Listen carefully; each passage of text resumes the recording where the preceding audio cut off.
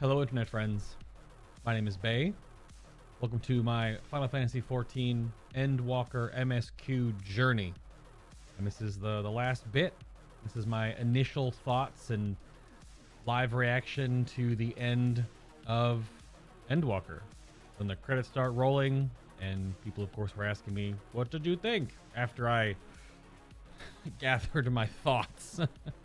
But this is that first candid right after it happened. Here it is. Ooh. Ooh.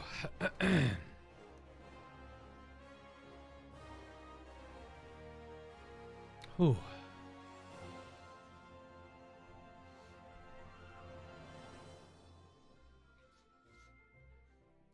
Now get your ass in dungeons. There's gear to grind.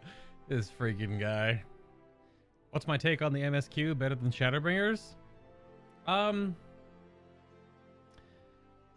there's still probably a little bit more to wrap up here, but my initial feelings towards everything, which, you know, I definitely need to make like a non-spoiler and then like a spoilery, like talking head kind of discussion video at some point. Gotta kind of give the 2-week window so it's not, at least for the spoiler video. The story of that leads into Shadowbringers felt a lot more personal because it wasn't such a cosmic story yet. Not to say anything's wrong with cosmic stories, but Shadowbringers had a very small cast, and it was all of your, you know, the Scions, everyone around you, the Archons, everyone in that small group, and the character of Ardbert and Emmett Selk and you being this central focal point for so much of Shadowbringers. And then when you add in Elidibus, because all of Shadowbringers encompasses up through patch 5.3, the 5.0 and 5.3 like capstones of the story. And yeah, they always end in, you know, combat flourishes and things of that nature, because this game is just sort of about that, because it's of the gameplay elements as well. And it's a, you know, it's a little bit anime. I don't know if you've been here before, but the game's game's kind of anime. But there was a bit more of a closer story in Shadowbringers that I think packed more of that like emotional. Maybe it was me. I don't know. I teared up a lot, and you could probably hear it in me reading some of the dialogue. That was part of the hardest points of doing this, is when you read it by yourself and you're just hanging out in your own space. It's different, but I wanted to share this and be live for all of it. And there were definitely a lot of moments that punch you right in the feels, right? But the 5.0 and 5.3 major moments were like, wow. The story that Endwalker brings together is big. So there's this whelming to overwhelming feeling of all the different characters. I mean, we're seeing the pictures here from like ARR, right? There's a lot of incredible payoff moments that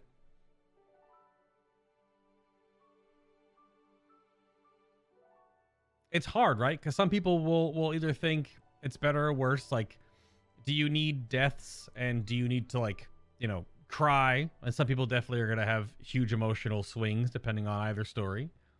Because realistically, like, Heavensward and Stormblood and ARR, for that matter, before, don't have the same emotional weight. Shadowbringers and Endwalker have such emotional density. It's going to feel different for different players if you care for different characters more than the others, right? Like if depending on how you process things, the overall story and how well woven and how incredibly meticulous. And I probably missed plenty. I'm waiting for, there'll be some lore breakdown video of all the different little Easter eggs and connections and story points. Even today, earlier, talking in Discord, there is thematic elements in the Zodiark and Hydaelyn encounters based on their umbral and astral alignments with the spells they use because of the elements they are attuned to. Like, there are very few things I can think of in this game that just are, at least in the MSQ, right? We're talking about MSQ, main story quests. The main story is so well thought out, planned, put together, and the setups into the payoffs, like, because the payoffs I'm thinking of, right? The walk up that entire, like, Rainbow Road section toward the end, toward the last plateau. I don't remember every single one of those characters' voices because they may be part of a different part of the story that as I've been absorbing this game for the past 6-7 months, I can't recall all of them. Now, it's not to say that I haven't obviously done their stories because I've had to get to this point. But the amount of refinement in a story with so many characters that all get certain moments, even to the very end. And there's obviously like tropes. They're not really stereotypes, but all the main characters have their own tropes, right? And for a story to work, you have to hit those story points and hit those tropes, you know, often enough, because those are their things, right? That's what they do. That's what they contribute to the story. The very, very last bit of this before we obviously go into another cutscene, Tataru getting emotional and running towards us. She's done that over and over and over again. That's her thing. Like, she needs to do that. But every time you see that moment in the story, it gets you right in the tear ducts, right? Because those are like foundational parts of story elements, right? The biggest part of all of Endwalker for me, I think overall, and that's again how I've related to the story, Estinian's character is so good.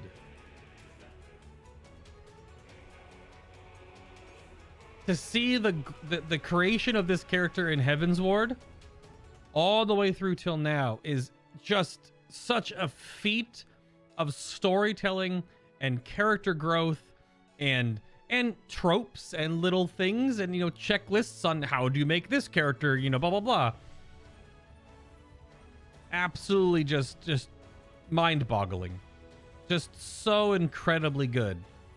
So incredibly good.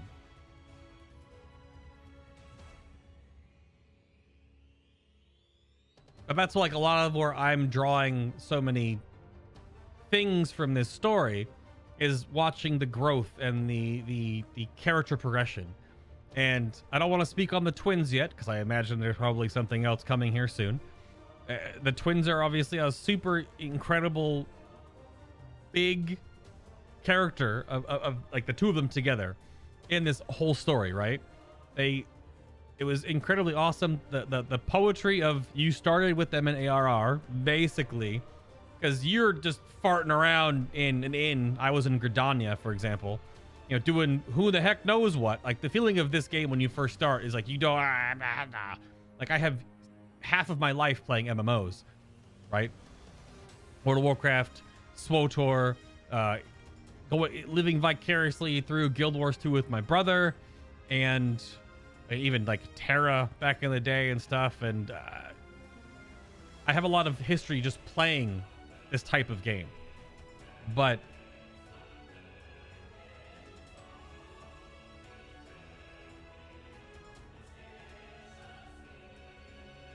the start of ARR, when you get there, you're just doing whatever. MMO stuff. And the story starts with the twins. And at that very last little bit, gave you a moment with them yet again that is just how you started. But at that moment, that was the start of the end of this story.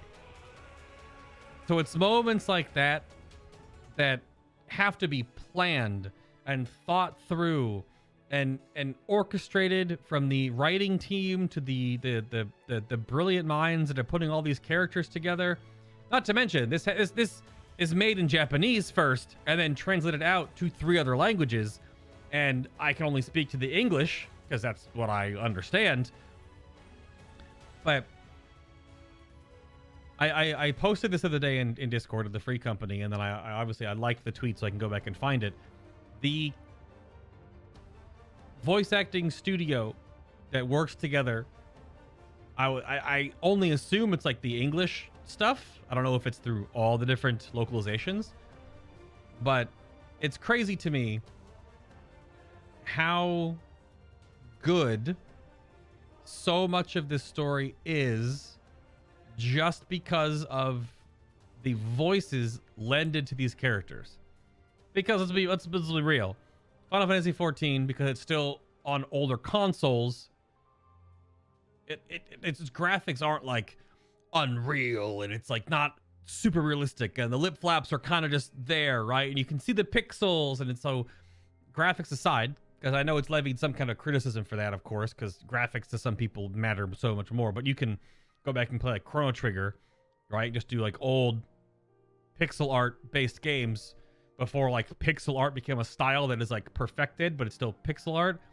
And it doesn't matter as long as the story is good, the graphics, whatever.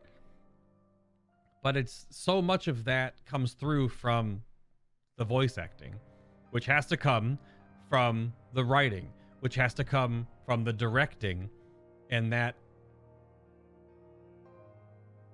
whole ensemble of ridiculousness, which is why, that's why some films are so good and some films are not good. And I mean, realistically, there could be an edit in the future.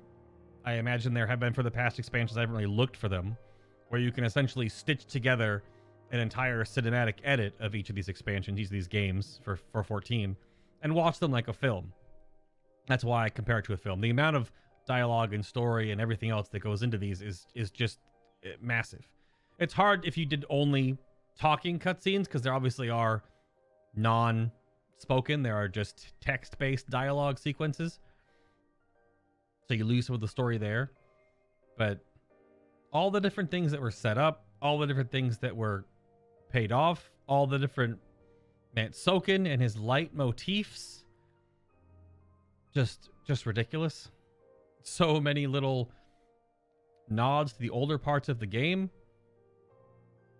I'm sure they can't even nod to every single thing, because there's just at a certain point there are too many characters, which I'm actually surprised about.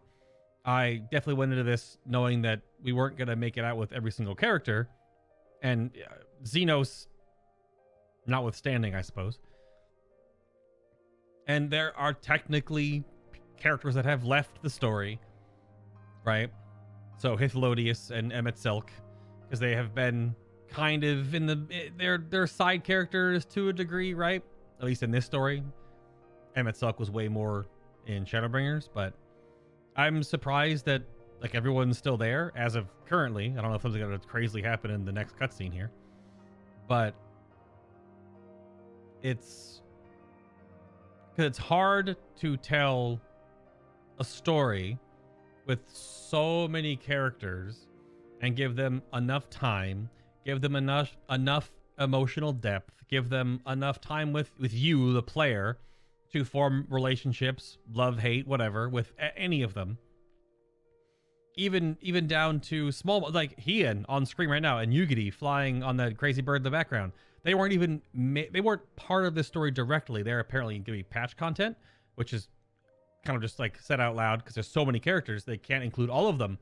But even not included, even they're not on screen, and credits they were a little bit, but they're not directly involved with the conflict in the story.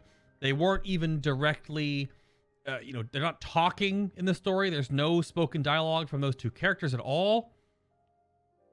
But when you get those notifications from someone else about what's happening in Doma, in this example, just through someone else, because of the story connects you to them, immediately you get all those good, bad, positive, negative emotional connections to those characters just through that woven extra thread, right?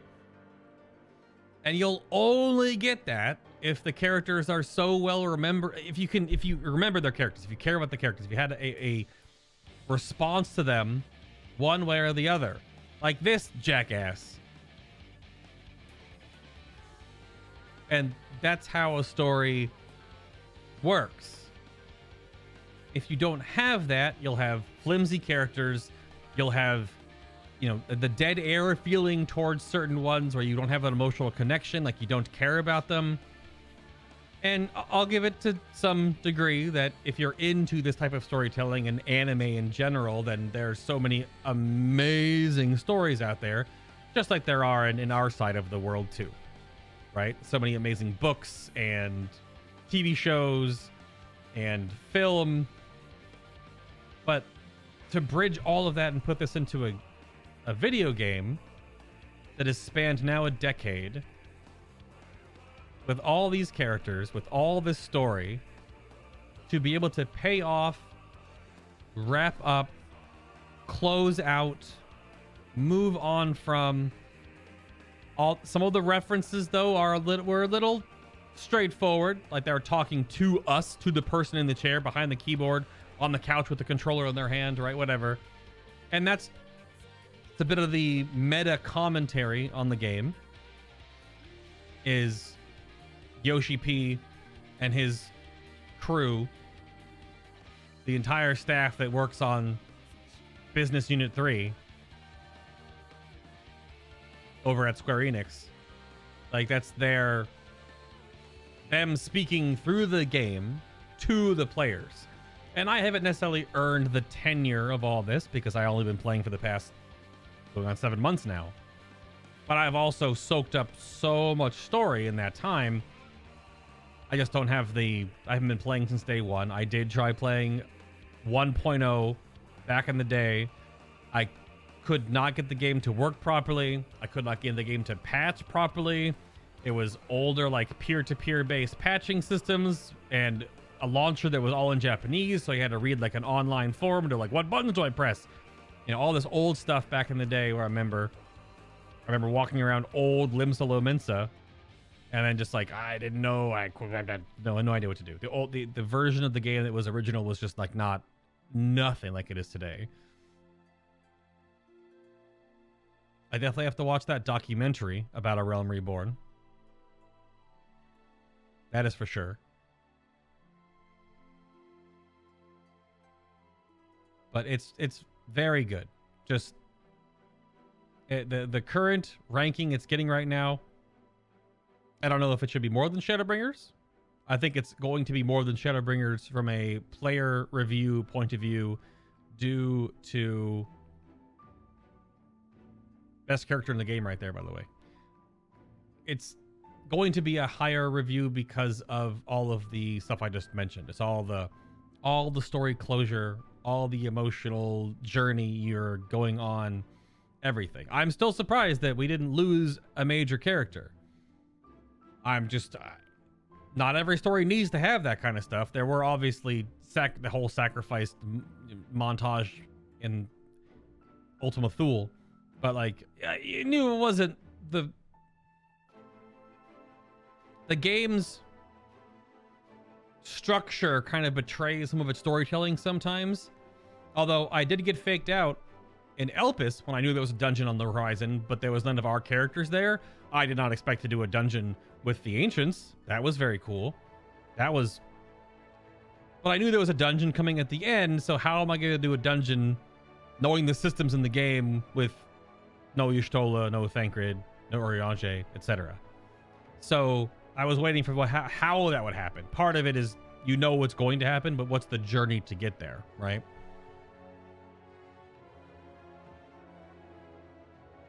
I am now very curious about what or how this next arc of Final Fantasy XIV can go on. There's no Hydaelyn. There's no Zodiark. The crazy Mother Crystal in Aetheris is gone. The whole Dynamis monster in what Meteon became also dealt with.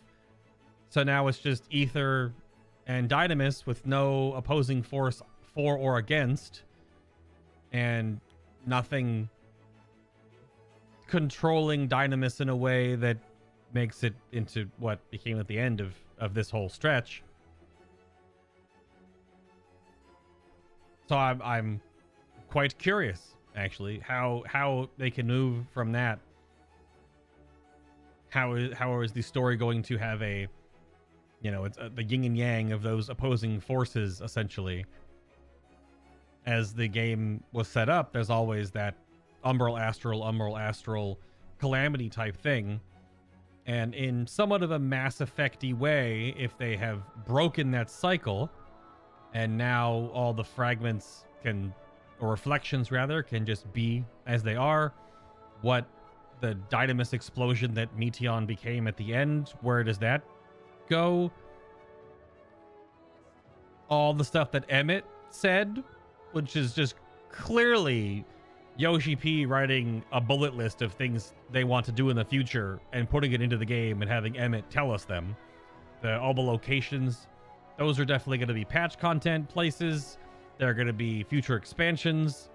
That's just, it's straight up from the desk of Yoshi P in that regard. So there are moments like that where they've just put their, it's those intentional dialogue moments that are not just speaking to our in-game character via the in-game version of the dialogue, but also to the players out there, giving them that, I've never been to Maricidia before. What is that like? You know, those moments. And that's just crazy that they can just do that in this game.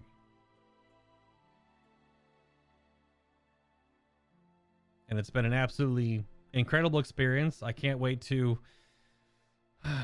dig in post MSQ right now and make videos for it, describing things, talking about this, bringing up the, you know, my own little edumacation-y side of things, sharing all the stuff that I've learned in different, you know, digestible bits, you know, making curated stuff for it. It won't be the only thing I'm making stuff for, but I'm looking forward to making stuff in this community for this crazy game.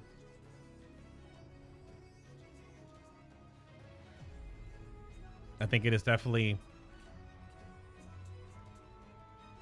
earned a incredible fan understanding of what has been being built all these years, and those that have been playing it for years now have known, and they've stood by it, and this is their reward.